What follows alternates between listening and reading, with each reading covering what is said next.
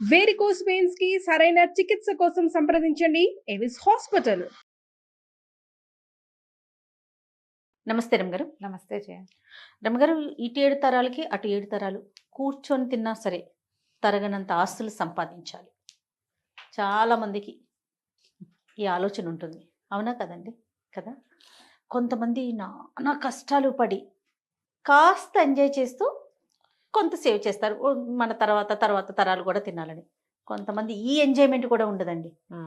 ఏముండదు. మనం ఒక్కరం ఈ జనరేషన్ మనం కష్టపడితే తర్వాత వచ్చి ఒక 7-8 తరాలు హ్యాపీగా చక్కగా అనుభవిస్తారనే ఆలోచనలో కొంతమంది ఉంటారు. నాకు అనిపిస్తుంది, ఇప్పుడు మనం ఎంజాయ్ చేయకుండా వాళ్ళ కోసం దాచి పుట్టుకుని మనకి ఏదన్నా అయితే ఒకవేళ నువ్వు ఎంజాయ్ చేస్తావు అయినా దాస్తావు, అప్పుడు ఎంజాయ్ చేసి దాస్తే కొంచెం పర్వాలేదేమో అని నాకు అనిపిస్తుంది. అంటే ఇప్పుడు ఇంత కష్టపడుతున్నందుకు మనకు ఒకటే జీవితం కదా, తర్వాత ఏమవుతుందో మనకు తెలియదు కదా. ఈ జీవితంలో మనం కూడా కొంత ఎంజాయ్ చేయాలి కదా, ఆనందించాలి కదా. మరీ కట్టేసుకొని అన్నీ స్ట్రిక్ట్గా ఉండి ఎక్కడికి వెళ్ళకుండా ఏమి తినకుండా ఏమి పెట్టుకోకుండా అది తప్పు. తప్పు కాదు. నువ్వు ఇప్పుడు హాయిగా ఉంటావు, ఎక్కడి నుంచి దొరికితే అక్కడ ఎవరిని అణిస్తే వాడిని అట్లా చేయకూడదు. మరి అదేగా జరుగుతుంది. అణిచి కాదు, అణచకుండా ప్రాపర్గా. జయ, అణచకుండా నీకు ఎక్కువ డబ్బు ఎలా వస్తుందో చెప్పమ్మా. ఎవరిని సంబంధించి అయితే ఎవరిని అణచకుండా, ఎవరికి ద్రోహం చేయకుండా, ఎక్కడా ఎక్స్ప్లాయిట్ చేయకుండా డబ్బులు రావమ్మా. కష్టం ఏదో వస్తుంది ఒక మాదిరిగా. మన పని మనం చేసుకున్నాం, ఉద్యోగం చేసుకుంటాము, వస్తుంది. అది మనకు సరిపోయి మన పిల్లలకు కూడా సరిపోతుంది. 30 తరాల దాకా సరిపోవాలంటే 300 మందిని ముంచితే గానీ 30 తరాలు గడవెక్క. కానీ అలానే ఉన్నారు కదా. అలాగే ఉన్నారు. కోట్లు కూడబెట్టే వాళ్ళలో నీకు వ్యాపార సామ్రాజ్య విస్తరణ జరుగుతుంది చూసావా. వీళ్ళ మీద, ఒక ఫ్యామిలీ మీద కొన్ని వేల మంది జీవితాలు ఆధారపడి ఉంటాయి. వాడు కూడబెట్టచ్చు, మనం వాడిని తప్పట్టకూడదు. వాడు ఒక్కడే ఎంజాయ్ వాడు పిచ్చగా ఎంజాయ్ చేసేస్తూనే ఉంటాడు. చేసేస్తూ ఎన్నో వేల కుటుంబాలకి బాసటగా ఉంటారు. ఉన్నాయి అట్లా వ్యాపార సామ్రాజ్యాలు లేవు. ఉన్నాయి. వాడిని మరి అంత తప్పటక్కర్లా. ఇంకొంతమంది ఉంటారు, ఎవరికి ఏమీ పెట్టేది ఏమి ఉండదు. ఆ ఇంట్లో ఉన్న 10 మంది 8 మంది వాళ్ళ దగ్గర పనిచేసే ఒక 5-6 అంతే. ఇక వీడు అక్కడ 100 ఎకరాలు, ఇక్కడ 1000 ఎకరాలు, అక్కడ 500 రకాలు, అక్కడో మేడ ఇక్కడో మేడ, ఏమిటేమిటో చేస్తారు. పుసుకున అర్ధరాత్రి హార్ట్ అటాక్ వస్తుంది. నిద్రలో వాడు మూలిగాడో ముక్కేడో కూడా భార్యకి తెలీదు. తెల్లారేసరికి చచ్చిపడి ఉంటారు. అంతే. ఈ వీళ్ళు ఇన్ని కోటలు మేడలు మిద్దెలు ఎవరి కోసం? ఏం చేస్తారు వీళ్ళంతా? ఇలాంటి వాళ్ళు ఎంతమంది ఉన్నారమ్మా. పూర్వకాలం కూడా రాజులు ఇలా వాళ్ళు ఉన్నారు. అవును. ఒక మంచి కథ చెప్తాను చూడు దీని మీద. చెప్పండి. ఇలాంటి టాపిక్స్ మీద ఎన్ని కథలు ఉన్నాయో జయ. ఇది ఇప్పుడు సంపాదించద్దని కాదు, మేడలు మిద్దెలు ఏర్పరచుకోవద్దని కాదు, దానికోసం ఇతరులని పిండద్దని. నువ్వు ఎంత సంపాదించినా నీ లైఫ్ స్పాన్ భగవంతుడు సాధారణంగా 100 ఏళ్ళు మంది. నీ ఆరోగ్యము, నీ అనారోగ్యము, నీ జబ్బు, నీ తాలూకు గ్రహస్థితులతో అది 30 కావచ్చు, 10 కావచ్చు, 10 కావచ్చు, 30 కావచ్చు, 40 కావచ్చు, 50 కావచ్చు, 60 కావచ్చు. రేపొద్దున గృహప్రవేశం అయితే ఇవాళ సాయంత్రం కూడా నువ్వు పరలోకగత అవ్వచ్చు, చెప్పలేం మనం. తాపత్రయం ఎందుకు? హాయిగా ఉండు. నీతో పాటు ప్రజలను కూడా ఉండి హాయిగా. ఎవరిదో లాగేసుకోవాలని ఎందుకు అనుకుంటారు? నువ్వు ఎంత లాక్కున్నా నీకు 1000 ఏళ్ల జీవితం రాదే. అంతేగా. నీకున్న రాయబడిందే. భగవంతుడు ఇచ్చింది 100, అందులో నువ్వు తగలబెట్టుకున్నది ఎంతో. అది ఏ రోజో తెలీదు. బస్ ఎక్కి దిగని వాళ్ళు కనపడుతున్నారు, రైలు ఎక్కి దిగరు, విమానం ఎక్కి దిగలేరు, ఇంట్లో పడుకుని నిద్ర లేవలేరు, బాత్రూంలో నుంచి బయటికి రాలేరు. ఇది ప్రస్తుత కాలం. ఇప్పుడు జిమ్కి వెళ్ళి కూడా తిరిగి రాలేని వాళ్ళని ఎంతమందిని చూసామో మనం కదా. ఎందుకు వచ్చింది? ఇందులో ఏదైనా సహాయం చేయి. కనీసం జీవన సాఫల్యాన్ని పొందు. నువ్వు ఎంత కూడబెట్టావని కాదు, నీతోటి ఏదొచ్చిందో నువ్వు పోయాక కూడా నీ మంచి ఏదైనా మిగిలితే అది నీది. నువ్వు పోయాక ఆస్తులు మిగిలితే అది నీది కాదు. ఏమంటారు మనవలు, ముని మనవలు, మా తాత ఇక్కడ 150 కొన్నాడు, ఆ 10 కూడా కొంచెచ్చాడు కాదు పాడువాడు అని తిడతారు. మా తాత ఎంత బాగా కొన్నాడు అని అనరు. ఇంకా అదేదో చేయలేదు, ఇదేదో చేయలేదు, అమావాస్య నాడు అట్టెట్టేవా, పున్నన్నాడు పప్పేసేవా అంటారు. అంతకంటే ఏముంది? అన్నీ చేశాడు కానీ మా తాత కొన్ని తెలివి తక్కువ పనులు చేశాడు. దీనికే నువ్వు సంపాదించింది అదే కదా. ఇంత సంపాదన ఆలోచించద్దు. ఆలోచించండి. ముని మనవళ్ళ పెళ్లిళ్ళకు కూడా మంగళసూత్రాలు చేయించి ముందు పెట్టుకోవాలనుకుంటారు. అసలు మన మనవాళ్ళ పెళ్ళిళ్ళ నాటికి సూత్రాలు ఉంటాయో ఉండవో.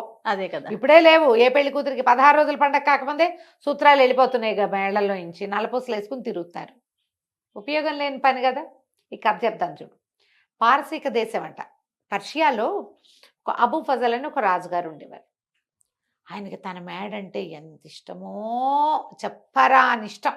అలా ఇంటి మీద ప్రీతి చాలా మందికి ఉంటుంది, ఇప్పుడు మనకు కూడా ఉంటుంది.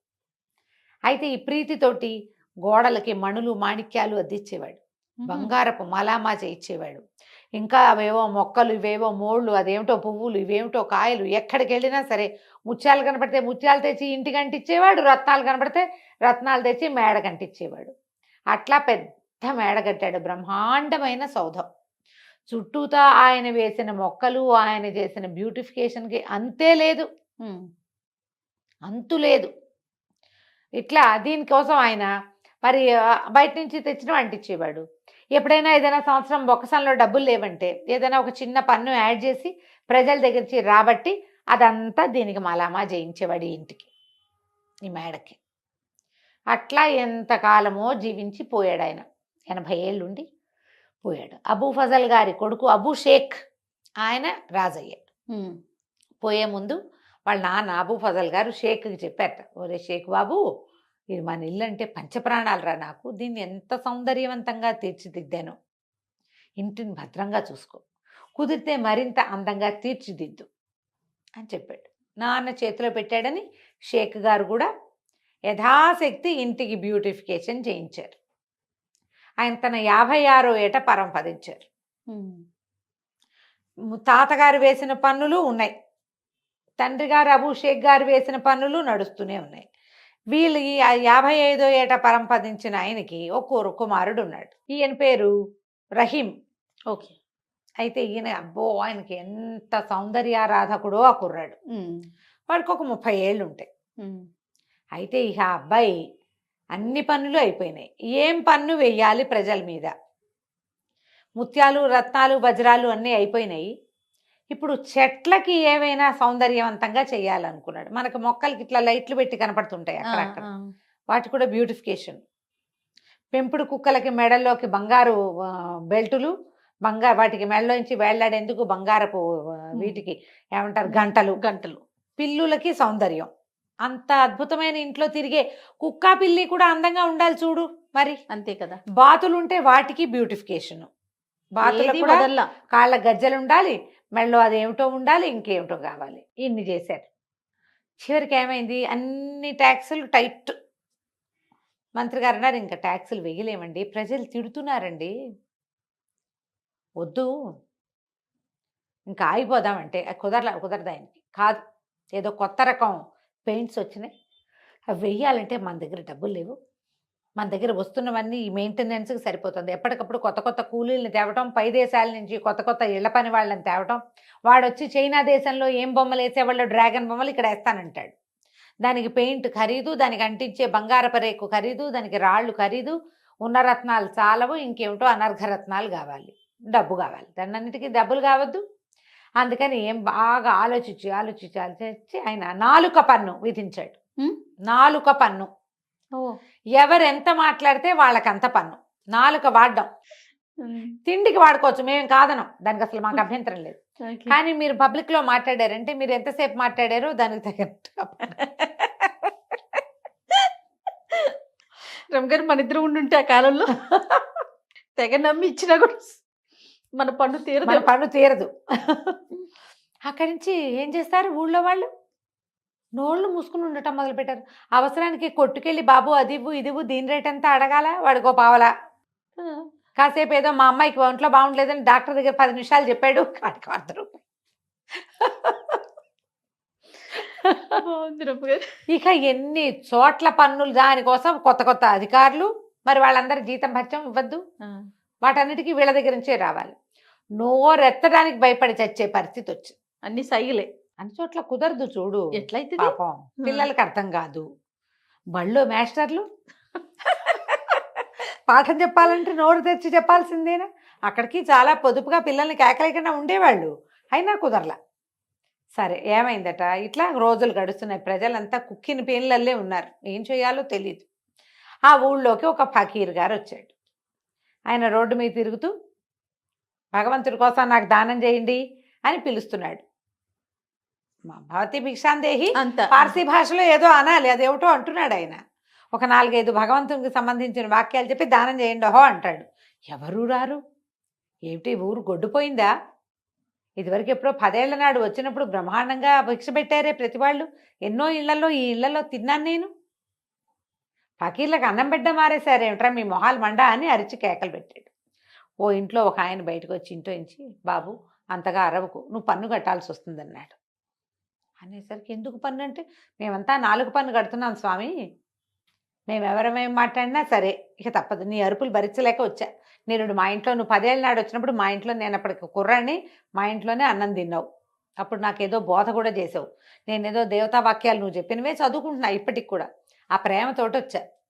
నువ్వు మాట్లాడేవా నీకు డబ్బులు పడతాయి, నీతో మాట్లాడేవా మాకు పడతాయి. ఇది మా పరిస్థితి.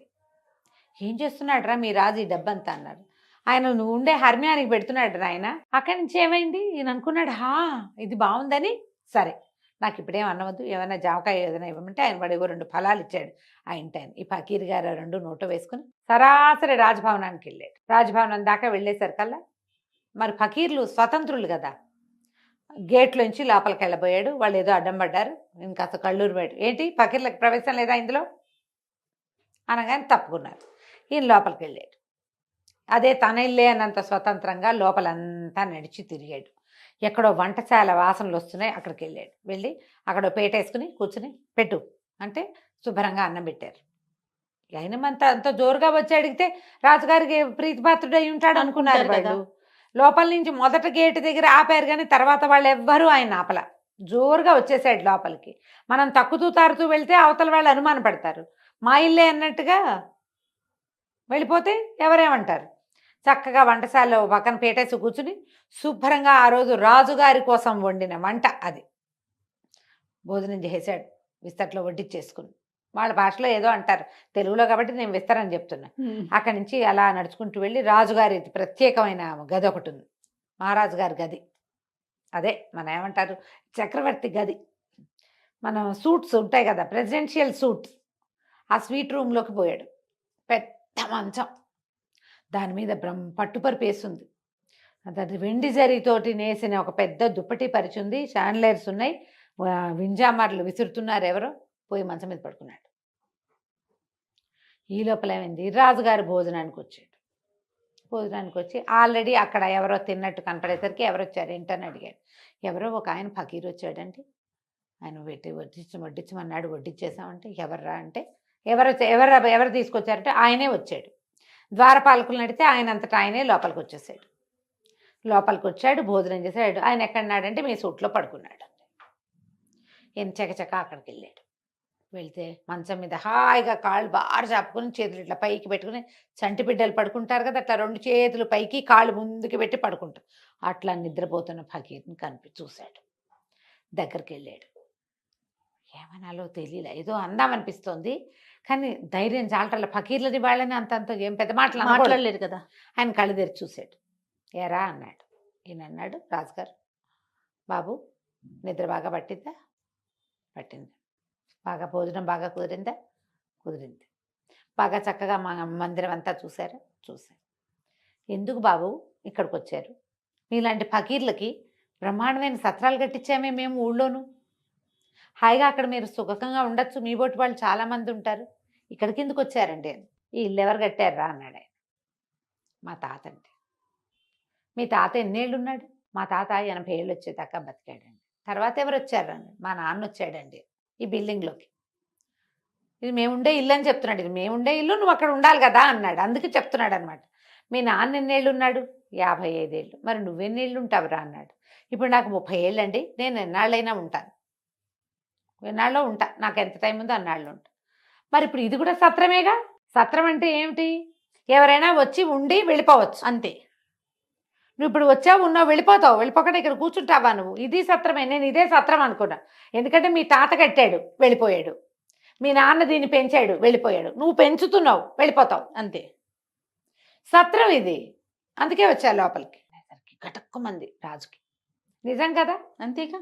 ఇప్పుడు ఓ చించుకుని నేను వాళ్ళవి వీళ్ళవి నాలుక పనులేసి వాళ్ళ నాలుకలు కత్తిరించి ఈ గోడకి మలామా చేసిన నా టైం ఎన్నాళ్ళో నేను అంతే కదా ఉంటాను. వెళ్ళిపోతావు కదా. ఈ లోపల నేను రోజుకు ఒకసారైనా తింటాను, లేదా 2 సార్లైనా తింటాను, అంతేగా. నా పొట్ట ఎంత ఉంది అంత పొట్ట.